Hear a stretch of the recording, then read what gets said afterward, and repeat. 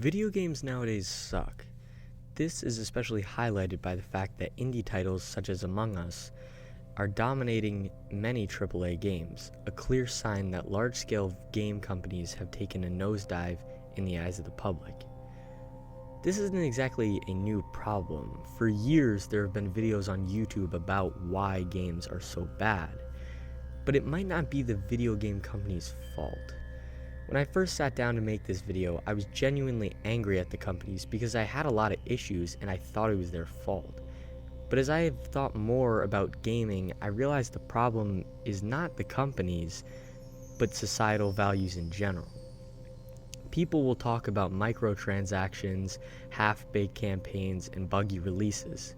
They will do all of that without examining why video game companies feel comfortable releasing games like that. People constantly call video game companies like EA stupid for all these gaming nightmares, leading to horrible reputations, without realizing that to these companies it doesn't matter, and it is simply leading to a product of our generation.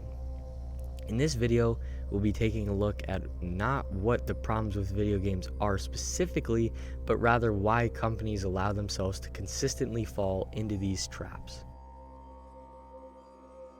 In my original script for this video, one of the major bones I had to pick with game developers and publishers was the fact that series which were used to great campaigns suddenly were delivered some of the worst content imaginable in the single player. And there were two reasons why, I thought. One possibility was that the campaign itself was neglected, watered down to the point of not even being good. The absolute extreme of that would be Call of Duty Black Ops 4, which didn't even bother to craft a campaign. The complete neglect of a campaign by a series which was originally mostly a campaign-driven series was astounding to many players. Another idea within the concept of a watered-down campaign is campaigns where there's one or maybe two good missions. Companies will take one mission and showcase it at E3, with the rest of the missions not even coming close to the quality of the mission that was shown at E3, nor the story making any sense within the campaign. The other more troubling problem with campaigns is that they are too bogged down in not offending anybody in this modern day. Don't get me wrong, video games in the Wild West of gaming certainly took a lot of chances, and a lot of times they swung and missed with executing potentially problematic concepts. But that being said, when companies did it right, it made the games more authentic. A World War II game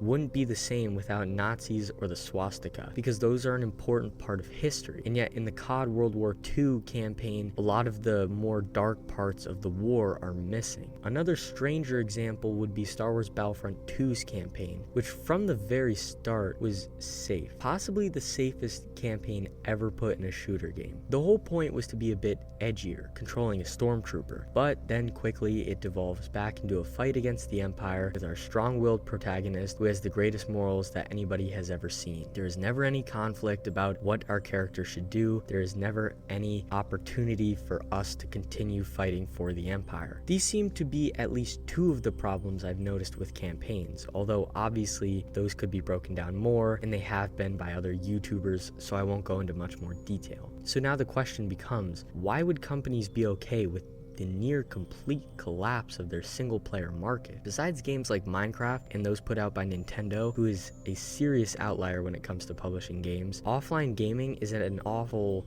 point, and it may never recover. The answer is simple.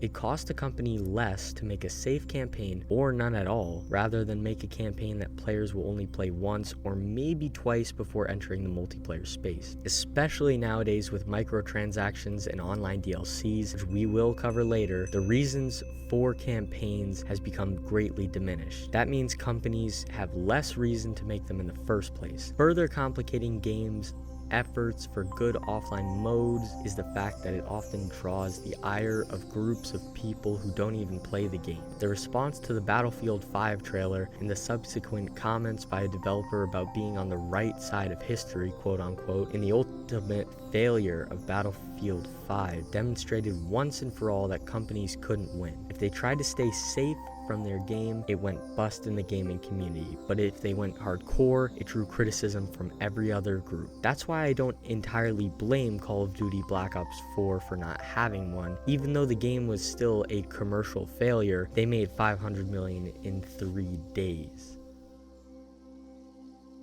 The rise of loot boxes in the 2010s was one of the most notorious moves gaming companies have ever made, and for once, the gaming community and larger society as a whole finally stood up to companies like EA for their behavior with games like Star Wars Battlefront 2 2017. Though that was the peak of microtransaction corruption, it is not like microtransactions are gone for good. Oftentimes, they go unnoticed. For instance, sports games pretty much solely rely on microtransactions for online play, with the idea being that if you don't spend cash, you won't get a good team. So even if you are a great play caller, you simply won't be able to compete. In other instances in different games, there are still examples of loot boxes, which is actual gambling for children. Another large problem in the microtransaction arena is the rise of season passes, otherwise known as paid DLCs, to add more content to the game.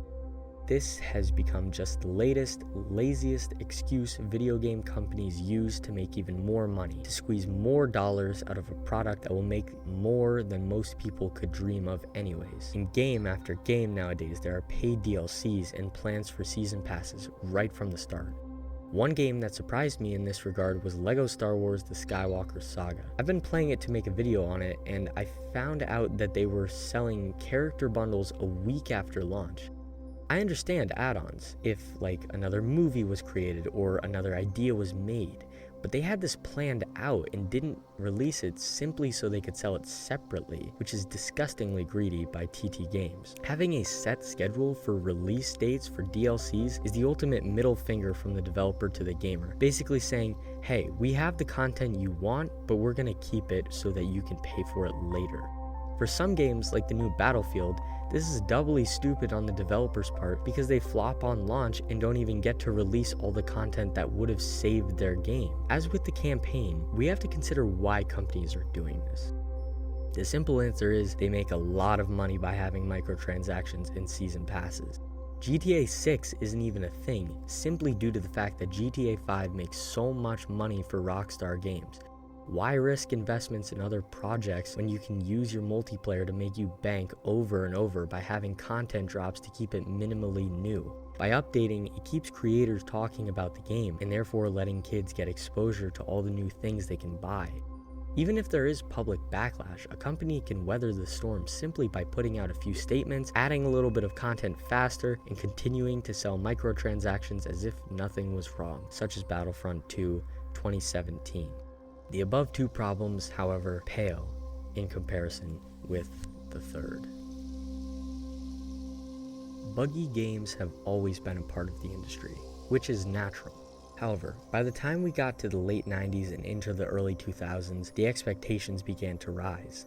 Suddenly, games that had a lot of bugs simply flopped and were forgotten, which meant that when games shipped, they were shipped as good as they could be, and if not, players would have a field day finding little quirks with the game. These little glitches were so fun and interesting because they happened so irregularly, making it more of a strange wonder to find rather than a common occurrence. Nowadays though, it seems like every single game comes out with a release day patch for some reason. There are constant bug patches on the day of release, which is the ultimate sad act of a game. If a game simply wants to fix a slight bug, that is one thing, but that isn't even an extreme example.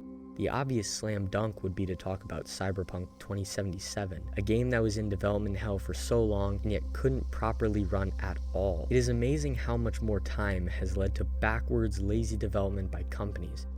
But again, it's not even their fault. Once again, I'll ask the question, why? Well, the thing is now for video game companies, there is a model for completely failing and then redeeming oneself. Battlefront 2 2017 was one of the worst launches ever, with both loot box controversies and a variety of bugs. Yet, by the end of the update cycle, the game was relatively respected, and even though it was still a shell of what it was, the teams clearly did the best that they could with the update cycle and thus saved it in the eyes of the public. Why should a company release a finished product in April when they can release an unfinished buggy mess right before the holidays to make that extra Christmas season bank and then fix the game later? This all stems down to the biggest problem which contributes to the complete decline of video games. The biggest problem crippling video games right now is us. Yes, us, me and you. I am guilty of it too. buying awful games every single year because I like playing them. I play Madden games, and my brothers play NBA games. We contribute. By speaking with our wallets, we are telling these large companies that we don't care what we do, we will buy their games. EA had their license with Star Wars, and they could make anything they wanted. They didn't have to make a good game because people would buy the game. It doesn't matter if it bugs, we'll buy it. It doesn't matter if there are serious ethical concerns regarding gambling within the game for kids, we'll buy it. It doesn't even matter if there is a campaign. We want to experience the hot new game, so we'll buy it. We as a community must use our power, and yes, we do have a lot of power to take a stand against these companies and work towards a return to high quality gaming, when games were crafted out of love and not greed. That is all.